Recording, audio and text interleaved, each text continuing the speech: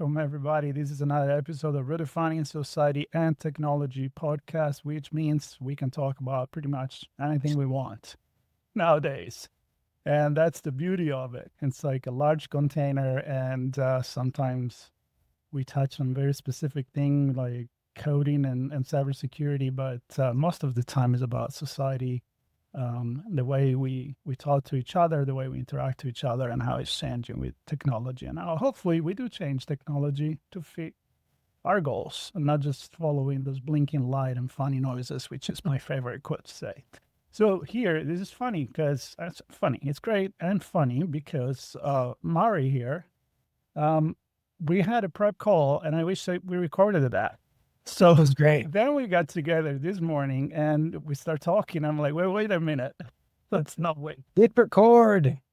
Let's hit record and let's freestyle.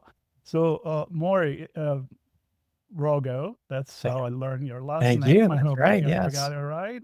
Yes. Thank you. You are in Florida right now and in Miami, but you spend quite some time here in my neighborhood in LA. So, Loved it there. Yes. Yeah. So what we're going to talk about today, I guess it's a little bit of everything: creativity, the branding, the interacting with technology, and mostly with generative AI, and how I think we can just not jump on that train because hopefully we'll already jump on that train. And it's going to Hopefully right? the listeners here already are. They're already at the second stop down the I line. I hope think. so. Otherwise, they didn't read the title of the podcast. So, Maury, a little intro about yourself. It's way too long for me to go over that, and I don't like to read bio for people. But what is the most relevant things that you think our audience should know before we dive into this conversation? Yeah, sure. Thank you. And so it is great talking with you. So thank you so much for having me. And what I've seen over the last 30 years of my career, it's truly been the same problem just occurring again and again and again. Technology shifts, still the same problem. Technology shifts, gets better, still the same problem. And what it is companies don't know how to differentiate themselves. So they lose the cost or they lose based on the bigger brand. And that makes businesses fail. So what do? We step in there and we help them tell the right story. So, it's a little bit different than some of your normal listeners, some of the normal guests you've had on here. But I really wanted to be on to talk about that because everybody on here has had a pretty unique story. But when I went and kind of looked them down and I looked on their website, that kind of thing, is that popping up? Is that why people are working with them? And so now we're in this other, this next massive shift. So, this with AI, generation, generative AI and agentic AI coming, we're in a huge shift, huge changes coming. So it's a great conversation had. And what does that mean? I sold high tech. And so I was, head of regions for high tech. I sold software. We sold our company to Cisco Systems, which was, the NVIDIA of the time, 20 years ago, the company to work for, the company that was growing the fastest was Cisco, and Cisco purchased us. And I loved my time there. And did a few more startups. And after did those, I said, what I really want to do, I want to move to Hollywood. I've always wanted to do this since I was a kid. I'm hitting 35. And if I don't go right now, I will never do this. You know what I mean? So I picked up, literally flew out, found a place and dove into Hollywood. And happily, based on my previous career, I didn't have to go and, be a barista, and, make coffee in the mornings while I was looking for auditions in the afternoon. It was pretty stable. And even through a couple of those heavy crashes, made it through. And I started taking everybody I could to lunch. Here's a producer, here's a director, here's actors. What do you do? What's this industry like? I knew how to ask great questions. So I wanted to learn, how do you enter this, this animal of Hollywood? And, the thing that kept occurring is, if you're a creator, create. If you're a director, direct. If you're a producer, produce. Okay, here we go. So I did, and I ended up producing 2 feature films. I consulting producer with producer of The Dark Knight, the Batman, franchise. Yep. And, and many others. It was a great time. I did on stage stand-up comedy at the Comedy Store and the Ha Ha and the Laugh Factory. I was very proud of those days because I've always wanted to do that. And again, another wave hit what's going to happen now? And I say, you know what? I'm telling stories here. Let me do that for the brands that I used to work with. They need it now. And like we talked about, I don't know if I really want to be jumping in my car, driving city to city and getting paid in chicken wings and, $75 per show as a stand-up, which is how it Cheap goes. beer. And cheap beer, right? Yeah, exactly. The flat cheap beer, chicken wings, French fries. I kind of made it through this phase of my life. I'm not 20, 21. So I was like, let me start producing. And that really took off. We ended up doing over 1,000 commercials and explainer videos and got into animation, started getting into new tools. And that's when, after 10 years of that, I started looking for a little bit new angles. Now I'm helping companies really brand, really launch, not just do their videos, but really launch their content marketing. And a lot of companies in your space, in tech and cybersecurity, that's where I came from. No. Wow. So, I mean, great background. We all, I think, when you get to a certain age, we all have lived a few different lives, I think. And I think also what it really matter, if it's possible, is that each piece of that life, it makes you who you are today, and makes you think about the thing that you think today. So if you and I know that because we already talked about it. We kind of base everything on storytelling. I mean, I do the podcast. I come from advertising and branding myself. I like to write, and all the things that you've done in the past. It's all about telling story, which is pretty much what we do as human. Now, what is fascinating nowadays, if you want to think about maybe the major changes in our lifetime, maybe the internet, social media, in the way we do advertising, marketing, and tell story, way before Gutenberg and the print press and the radio and TV, which I love. I'm big. I mean, my favorite media is radio, but but here he's big. Right now it's big because it's not just the media, it's actually who's writing the story, right? And we really, I don't know your point on that, but I don't believe we're really giving away our storytelling skills to AI. So here's a jumping point for you. What's your thought on that? So just quick note, Steve Jobs said it best, what you said before, which is you can connect the dots looking back at your life. He was then you can see how all these things, add up to who you are now. Yep. So I feel like that's a cool It's summary. probably influenced by that because I love Jobs. So and Jobs. Yeah. He's innovator of innovators and marketer of marketers. I mean, he was amazing in so many ways. And, and a controversial figure in some, people that knew him, he knew his way and it was going to be his way. So, from what I've heard, from what I've read, but we, we're entering this area now where storytelling, let me just ship it off to, GPT or Perplexity or Manus, and it's going to tell my story for me. Well, what we're finding is this is just it's incredible how many times I'm seeing this again and again, mainly from technology companies because they like to play with the tools and use the tools. We're getting the same sort of what we call a brief. Like, here's what we want to do. Here's how we want to launch. They all look the same. I'm like, this is the same problem. The first that came in, okay, this looks pretty good. We can use some of this. I definitely want to take your influence, and I'd like to take, the idea you have here. But then another company sent it in, and another. So they still don't. The AI doesn't know how to differentiate unless you tell it exactly what you are, who you are, what you care about, how you're different. I keep getting to this, how you're different. If you're cybersecurity and you're the big difference is your price, well, that good, race to the bottom, right? But that's not typically how they try to differentiate. But then they're going to go like, oh, the best service, the best features, the best capabilities. Everybody says that. That's not a story. That's a feature list, man. That's an old brochure. So you have to be able to stand out and look different. And if you don't know how to do that now, it's going to be harder and harder because AI is just going to go what it knows about the world, what's been published, and put your quote story together. And you're going to look just like your competition, and you're going to lose more and more because you all look the same. So the biggest brand wins or the cheapest price wins. Same thing as 30 years ago. Yeah. So that's the fear, and that's the problem with these amazing tools, right? We need better input so we get better output.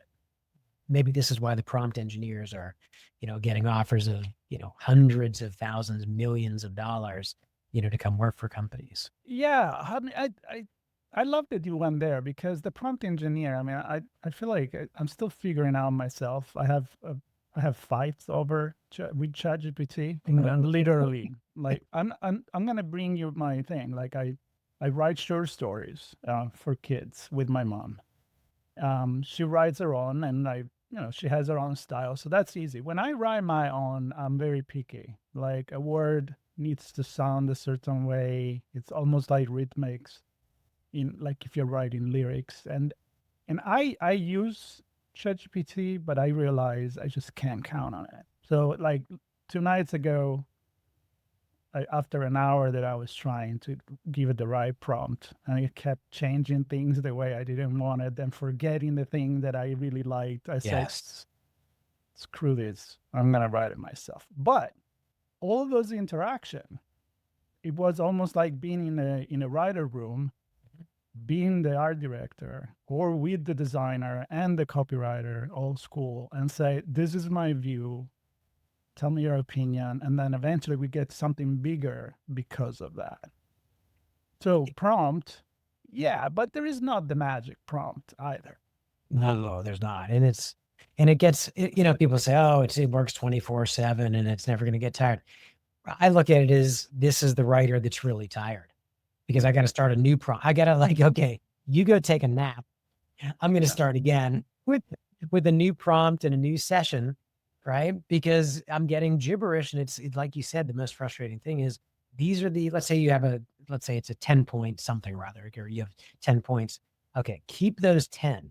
Now let's expand on this because of X, Y, Z. And those 10 will all of a sudden change. Like, no, that was the good part. That was the good part. I want you to expand on the good part. And I'm like, all right, No. you go take a to nap. give you something different, right? Yeah. That's funny the way it works. Did you experience and play around? I'm assuming also with visual. I mean, right now we're talking about writing, but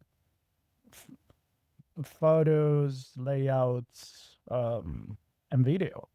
Because Absolutely. that's another, something. Oh, it's a whole 6 different. months ago we couldn't even really get there. Oh, Now we got actually audio on it. So it was a how is that a joke. game changer? Oh, game changer. And it's, again, the main thing is, this is exponential learning curve, right? There's a cute chart that I saw, probably 2 years ago, where, it was kind of the XY graph, and you have this little AI kind of bouncing along the bottom, and there's a little person there saying, oh, look at the little AI, it's cute. And then it hits the point where it takes off like a rocket. And then, of course, it's the boss, right? So this is exponential learning, how it gets better. So a year ago, the images, the video, it truly was a joke. I mean, maybe it was cute or fun, but 6 fingers and all these terrible Still things. fascinating though. Oh, Still amazing, true. Absolutely. And there were usable directions. Again, I think of it as the writer's room, or, let's kind of go to a sketch artist, maybe one of my storyboard artists, in a sense. What do you think about this? Here's the idea. Okay, we're not going to use that storyboard. That gives us a direction. Yep. But what happened over the past, truly over the past, 3-6 months, is that exponential curve hit. So now we have truly usable images, and some are, almost indistinguishable from real life. Some are still hokey. Some are still, the shadow goes the wrong way, or, It's still got uncanny valleys sometimes. Yes. But less and less. Right. So true. But what I've been most impressed with is, the large, literally think of like large language. So Google Gemini, they came out with VO3, not too long ago. That is frankly pretty darn impressive. Right. So using the NVIDIA chips, using, what it's learned before, but now you've got really cute ways that people are using it. And it's the same thing. though, but how creative can you be with it? So what you basically get now is a great version of an 8-second interview. Somebody's going to have a microphone and somebody's going to be answering the questions. So we had some fun with that. We had Lewis and Clark, right? Yeah, And you so we had that's so then Lewis and we had the ESPN reporter, like, and he's like, if Clark would just get out of bed for once and stop heading north, we could make this thing work. So, it was funny. It was, that kind of thing. There's a whole series on this. I can't remember what it's called, but something Bigfoot, on TikTok that I couldn't take my eyes off for about 20 minutes. And now I'm good. I don't need to go you're back. But again, Gen AI, and it's that's in this world. So images becoming very usable if you give it the right prompt, if you give it an image to start with. And I think video, the same. We're still nowhere near what we can make, custom. We're still nowhere near, when we, have an Apple product and we're going to do a phone explosion and you can see, the different chips and processing and that kind of stuff. You can't do that yet. no.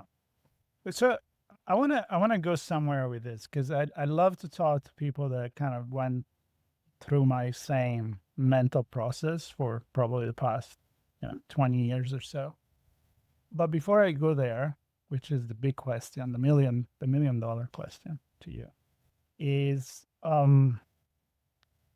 do you agree with like this big fear? I mean, I think I already know the answer, but maybe you want to explain it a little bit more. Like, there's been strikes in the industry. I mean, you produce movies. My wife, people know she is in the industry as a customer. And, we were all waiting to see something happen. And the big thing was AI, taking actors' role, writers' role, just pretty much happened. And I don't know if we ever got anywhere with that, to be honest with you, because it's still an evolving thing.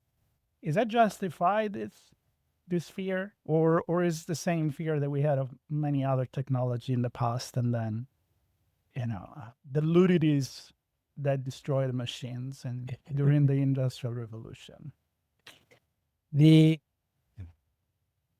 My feeling is the fear is real. My fear, it's justified. I don't want to say real, it's justified. It's obviously it's real, but it's justified this time. I remember watching in 1992 Terminator 2, Judgment Day, and James Cameron with with his studio, they created Liquid, right? The liquid metal, the bad guy, right? It was amazing. Yeah. And so people are saying, wow, in 5 years, we could just get Arnold's likeness and he doesn't even have to be in the movie. That was, what did we, 25 years ago, right? There was a lot of resistance to that because people could see where that goes.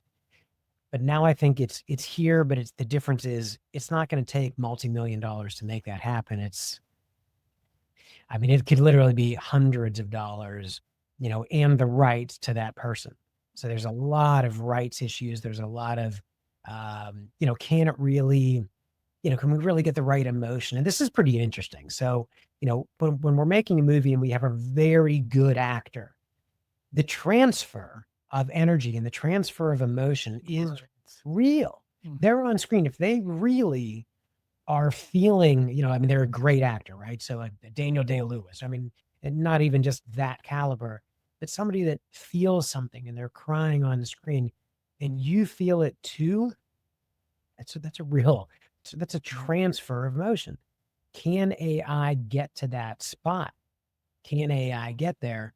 I truly don't know, but I have very few doubts that it will get there. It'll be doing it not in an original way. It'll be mimicking what it's seen before, but it will bring out emotion in us. Is it here today? No. Will it be here in a dozen years? Oh, probably. So yes, I think that fear of how are we going to make a living is hitting hard, not just for today, but in the future. And the other side of this is how people want to consume. And again, part of it is how people, we talked about Steve Jobs, I'll let the market know what they want, sort of, quote, if that was real or not. We're seeing either, companies put out information, out content and people receive it in new ways, which is vertical, short form, make me laugh, give me a dopamine hit, and I'll move on and I'll swipe, TikTok, Reels, Instagram Reels, etc. Where long form, horizontal is it becoming a thing of the past or is it just a different type? of consumption. So there's a lot of things happening. I mean, the consumer is changing. At the same time, technology is exploding. At the same time, some are running to what people want. Like that's a marketer mindset. What are they buying? Well, then let's make that. Or a marketer, product manager, that kind of thing. Versus we are artists and we are going to put out the best product that we possibly can, and then have people come to it. Sort of thing. So, I mean, it's three converging points and a bit of an explosion in the middle. Yeah, and while it could be difficult, and I could see the 12 years mark, like a longer term, or like a movie, which is, I don't know, it's a lot of consistency, and the character is AI going to be able to bring those character and the costume continuity. Like I live with continuity with my wife when we watch a movie. That's not, that's not as dirty as it was before. That kind of stuff. But I'm thinking, and I've seen some ads that are 30 seconds, 20 seconds, 45 seconds, where that time frame is less. Maybe there is no acting. Maybe it's a car. Maybe it's an airplane. Maybe it's a way of living is what the product is bringing to you, and it's kind of nailing it. And you've done it. Yeah, I feel like that's a lower fruit for AI to grab and steal from everybody. we have to do it, and so we are adapting. I mean, I just had a conversation with my team this very morning. Early this morning we have our kickoff call, and going to customers are coming in, they're asking us how we what our process is, that sort of thing. We're not going to hide that we will go to AI as a system or as a tool, and that's it. I mean, it's a tool for us right now. Mm-hmm. We're not going, we use AI for everything, because we don't. We still truly have original ideas, but do we use it as a sounding board? Do we use it as that writer's room or a creative room? Absolutely. But now, and this is recent, now we're able to use it in what I'll call post-production. And it's really production and post-production, because what we had, an example I think we talked about is the, firefighters. And so we had to, we were going to go out, light a building on fire. Really cool stuff. I mean, this is the kind of thing that I always wanted to do. Well, here was the, pseudo budget, because it is a firefighter school. So they have the buildings, they have the flames, they have the water, they can do all these things. So we don't have to go from scratch. But we're going to do all that. And this is, I mean, we're talking, in the six figures. I mean, $100,000 or more to make all this happen. Firefighters putting out the fire, building collapse, etc. Well, we went out and we filmed the firefighter and the hose and the water, and we did all of the rest of it with AI. The building, the flames, the layers. We put it together in AI, but then in production, you then layer it together so it looks real. And we did that, and it was 1/10 the budget. Does it look as real? No. Did the people in that room, the 1,000 people that watched that, did they really care? I don't think for a split second they cared. And so yes, you have to use it, you have to adapt. And that's my attitude. It's more people in the middle that I'm concerned when we talk about losing jobs in this industry, because I think the creative itself, the writer, if you're good, mediocrity is going to be killed, I think, and bad is going to be killed. But good, I think we can handle that still better than AI. But being able to say, here's the idea, give me 5-7 different angles, compared with having 5-7 different takes or cameras, that's going to take the job out of the light guy, the camera, the photography, and all of that, the rigs. And so that's the fear. I agree with you. The fear is real, for sure. And it's different. So it's sort of when I'm, I have classes, I have my book coming out, right? So selling in an AI world. So, and it's really, the subtitle is, your story can be your superpower. And so truly your story can be your superpower, because AI is not doing that yet. That's an original thing that you can come up with. But one of the things that I suggest is take a problem that you're running into that's persistent and, repeatable and, real problematic, and then try to use AI to fix that problem. So I think those pieces are being plugged in, right? So, you've got Cursor and Replit and, V0 and this kind of thing for coding and that kind of thing. So they're going to try for that for different areas of coding. Not they're not going to write their entire product, millions of lines of code, but they can troubleshoot. That's an area. So they can do that. In production, I just mentioned with the firefighters, I can mention, a dozen more where I'll give you a cool one. So there's an old video from Aha. Take on me. It's a comic book. It's a comic book that comes to light. Like these characters come to light. Yeah. Basically, so we're going to be My redoing. favorite. Yeah, it's amazing. I mean, it's even Tell me your age without telling me your age. It's over 50, under 60, pretty much in the middle there. So what that would have taken to redo that, I mean, it was millions back then. It's still quite expensive, but now we are starting the production of this using different AI tools for pieces of it. We can't do everything, just go create that video, but we can film. It doesn't even have to be the actor. It could literally be film me walking across the room, opening the door. Now let's layer in the AI and take out the color. Now let's make it sketch, right? Those kind of things. And then do the stutter step. So this mixture, that's a problem that we have. It's a huge, expensive problem. Now is not that big of a problem anymore. And so I think that's the way things are going to go. It's where, there's a million tools out there.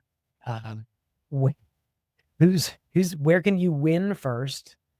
And unfortunately, when you win in producing something, creating something I think in this age, it means somebody loses. I don't like that. I don't like the I win, they lose. I like everybody to win. We all can gain.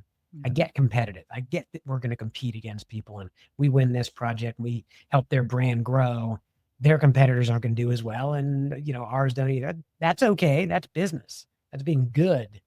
But now we're replacing this many jobs. And are those jobs ever going to come back? Or reshuffle somewhere else? They got to retool. They got to reskill. They've got to come back in a new way. So it's like, think 2 years ahead.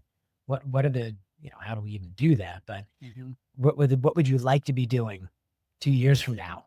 Yeah. Let's start getting training in that. Yeah. Yeah.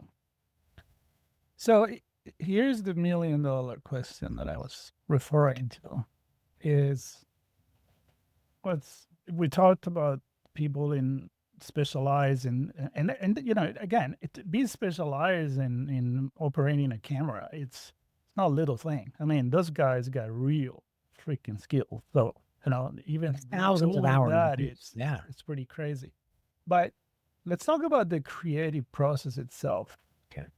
Do you think that a generative AI and the tools that we have is making the creative people better, or as many it's killing creativity because AI is going to do this for us, it's going to think for us, it's going to make things, or bring it on, challenge accepted, let's see the emotions, the experience, the real vision, that living a life and experiencing loss and experiencing love and all of that.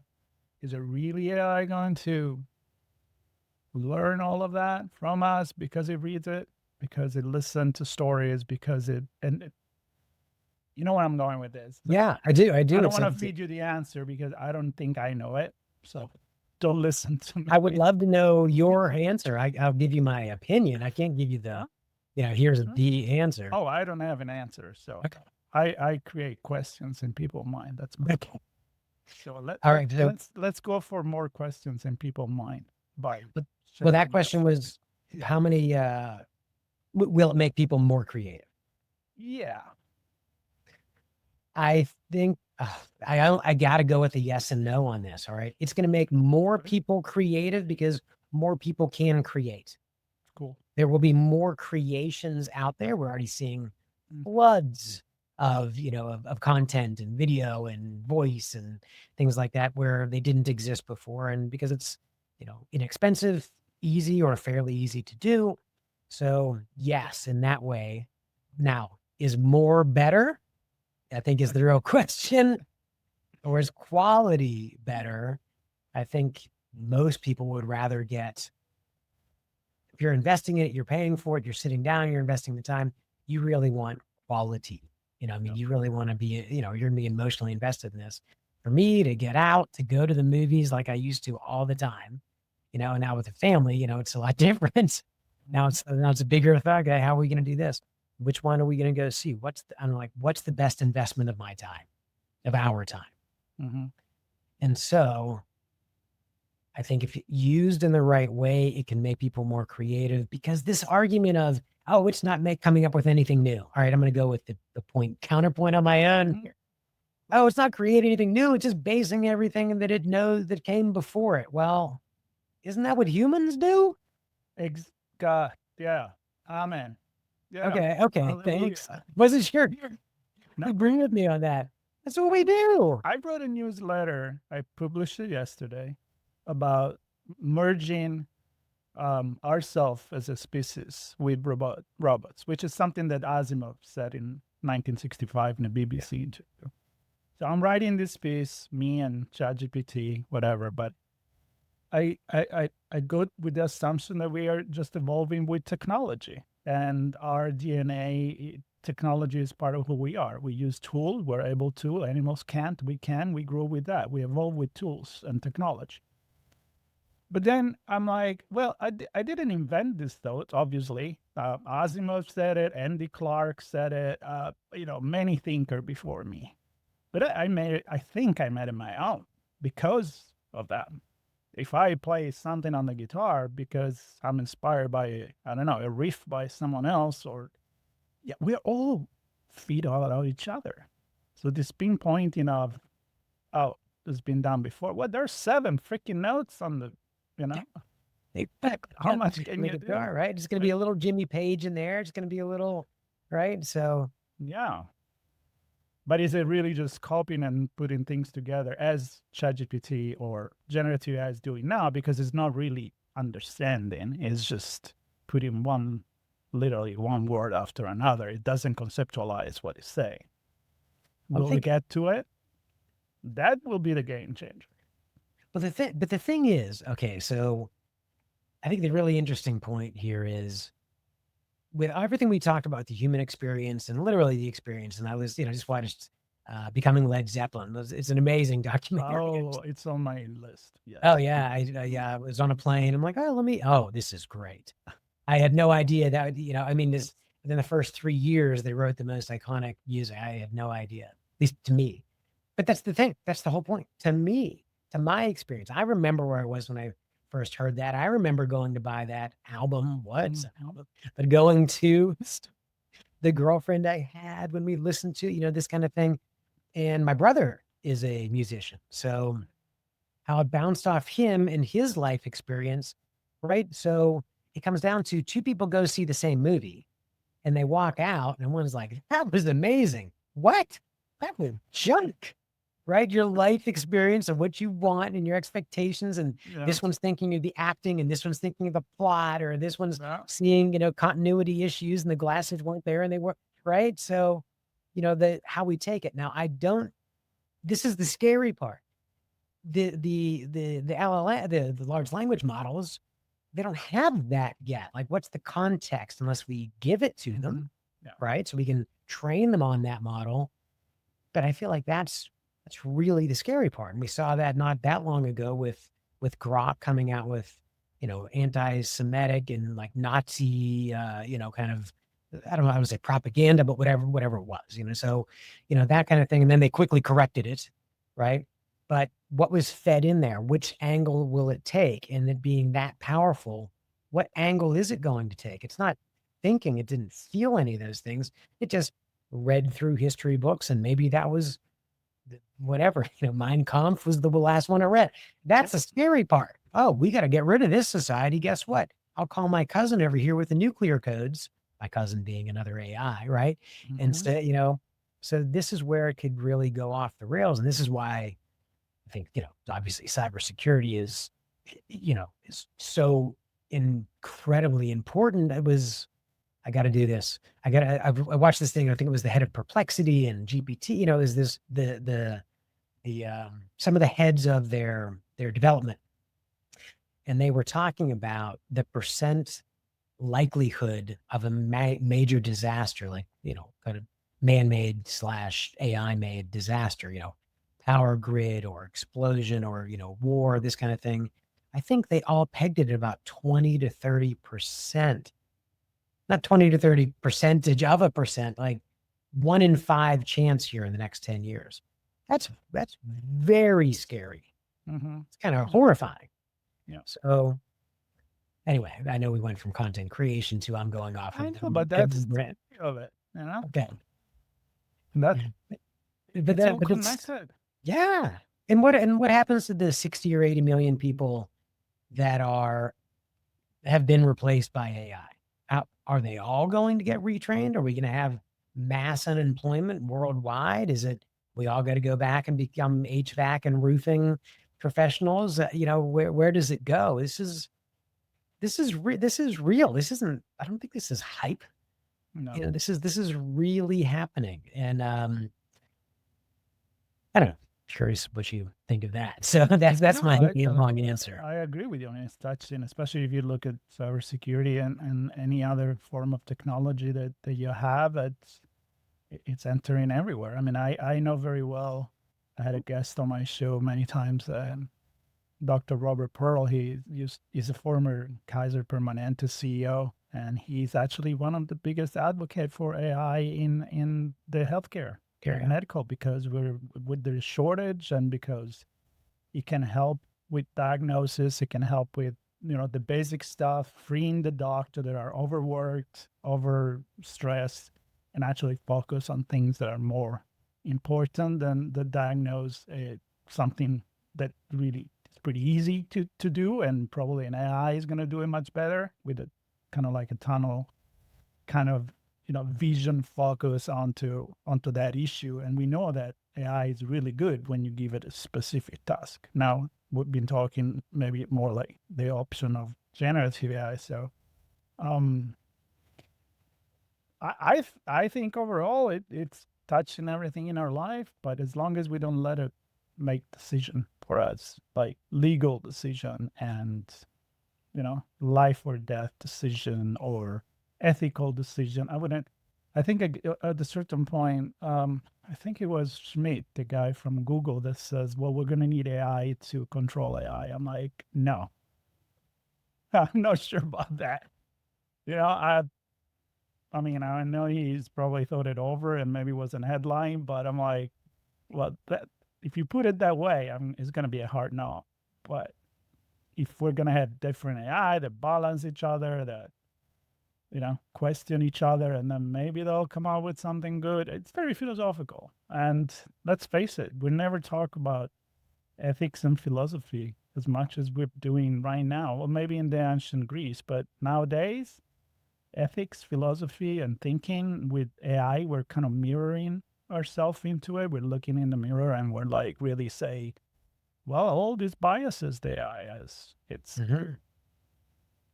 because it learned it from us. Right. Guess what? It didn't come out with that. If it come out with anti-Semitics and racials and non-diverse, thought opinion, it's somewhere are funded. Oh, it's riddled throughout our history, unfortunately. I mean, yeah. So decade after so, and depending on where you look too. So yeah, an AI to control AI. I mean, that's an interesting thought. It's kind of the U.S. is 3 houses of government, right? So the balance of power was the original thought. But what if they all in a sense that's happening now, right? So they're all in agreement in some and say, okay, this is the one that will be in charge and we're going to okay it. Then that's not great. It does seem like people need oversight, especially when it gets different codes, different access, passwords, and you hand everything over. Okay, great. Well, if I'm going to let it pay my bills, now it has access to my bank. What if it decides, well, this is for the greater good, then I'm going to clean you out to pay for this project, whatever that may be. Didn't you already in the And you terms go and back and you conditions? go back to the quality of the prompt. How did you say that to it? And I'm rereading I, Robot, an older short story from Asimov. Mhm. And then the second story is the robot did that because you didn't put a sense of urgency into what he was supposed to be doing, and so he interpreted it in a different way. So the way you prompt the robot or the AI, it's very relevant. Yeah, right. If the goal is optimize something, then everything become the reason, and to do that, then anything else worthless because it's their goal. It's very logic and not thought over. But we're getting really philosophical here. Um, Well, we're somewhat. Well, 2001 and Wally, but back that up is what. for sure. Yeah. Yeah. What did you tell it at what point? Well, how do we want to finish this? First of all, I have a feeling I'll love to have you back because this is the kind of stuff I like to do, like talk show style, right? Like, what are we going to talk about? Whatever, right? Wait, we're just talking. There just But happens to be a camera on us. yeah, but let's go back maybe to the branding and the use of it as individual, not even from a corporate perspective, because we made the cases there. You made the cases there. I agree. We talked about making movies, creating advertisement and branding and creating stories. Let's finish maybe with a thought on the personal life, everyday life. Forget the branding. Is is AI maybe helping us? Could help us. We didn't touch on agentic AI. That's a completely different story. Maybe that's Okay. for another time. All Otherwise, we right. go for forever. But yeah, I mean, some people are saying, I don't want to deal with it. Some people say, I don't want to deal with computers and I don't want to deal with smartphones. And then they lost the train. They created a gap, and I don't know what to do because for everything you need some kind of the digital device. Um, so is AI going to be the same thing? Do we need as personal experience, in your opinion, dive in and Do we need a personal experience? I, for our own personal life and personal experience, forget the branding. Is it wrong, or we should play with AI, with the one that we have available? Well, I think that anytime you have that, a gap, I'm gonna sit this one out. You know what I mean? Like, oh, I'm not, again, I have my older generation of my family. I mean, like, my stepmom. She's oh, I not only is she not using it, she's scared of it. I'm not sure Mhm. which channels she's watching, right? But she's scared of AI and she thinks it's gonna run everybody out. So she doesn't want to touch it. And that's sort of, her solution to that. I don't think that it's a solution. Yeah, she's older, she's retired. I mean, it's not like it's gonna be in a day to day for her. But I think two things. One is if let's say she was younger or she would be getting back into work, when you have that kind of a gap that I'm going to skip this phase, it's incredibly hard to try to jump back in and catch up. Yep. So, like the advantages to the younger kids that are just growing up with this, again, I'll call it an advantage since this is the conversation. There are also disadvantages too. Are they going into deep thought? Are they actually reading full books? So you can't learn from TikTok feeds into your long-term memory and, come up with real deep insight. You can react or get it, that kind of thing. So sorry, going there. The other side is, so when you have a gap, that's a problem. So there's a separation, right? And then the other side, I would say it's speed. And I think I've said this before, it's speed and separation. So are you going to separate yourself and fall behind and maybe not be able to catch up? And then it's the speed of the technology, which is basically whether you like it or not, it's going to be a part of your life, whether you're physically picking up the phone and asking AI something or interacting with it. It basically is going to be controlling, what foods we buy from our refrigerator. And, over time, of course it is, right? The security cameras outside, it's going to feed somebody's moving. So let's call the police. It's going to be a part of our life, whether we sort of know it, I would say, or like it or not. So I don't think you can just sit this one out unless you're literally off the grid. And nobody on this podcast is off the grid because they wouldn't be hearing us. True. And actually, my next newsletter, it's gonna be something about the radio wave and the comparison between podcasting and radio, because I was thinking, the non-boundaries of radio wave, they just go, and we've used radio for propaganda, for reaching and learning, and now everything is filtered, but radio waves were no filter. But please stay tuned for my newsletter, because I'm always thinking. In your case, yeah, I mean, we can just finish with that. AI is controlling transportation and supply chains and everything. So cybersecurity is important, but also realizing that we're landing with AI airplane, and we everything, even the thing that we see in the movies, is still processed probably by an AI evaluating, is this movie going to be a success or not? Yeah. In most cases, or a song.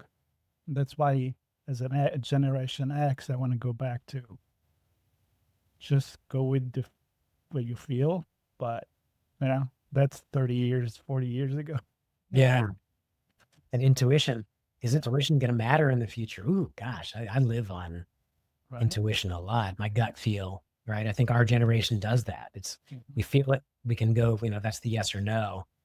What happens to that if AI is making all these decisions? Well, that's another. I think humans are still going for that. Even the kids on TikTok that have their own story, I think they just, hey, I'm going to film this. I think it's going to be good. So hopefully that's going to stay, right? But when it comes with big corporation, and I think that's when you got to justify the money. You're probably going to look at a lot of data, and maybe we lose a little bit of humanity there. But hopefully, with creativity, we'll stay ahead. So how about we wrap it with that? Creativity, we stay ahead. Absolutely true. I agree. Good.